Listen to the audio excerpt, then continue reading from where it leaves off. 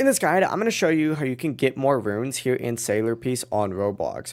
Before we do get into this guide, make sure to like the video and subscribe to the channel with all notifications on. It really does help the channel and lets us know that you want more content like this. We'd greatly appreciate it. And if at any point throughout this guide you had any questions, just ask them down in the comment section below and we can help you out further. I'm going to be doing my best to reply to every single comment down there. Now, first things first, go ahead and open up the teleporter, interact with it, and essentially make your way over to Dungeon Island.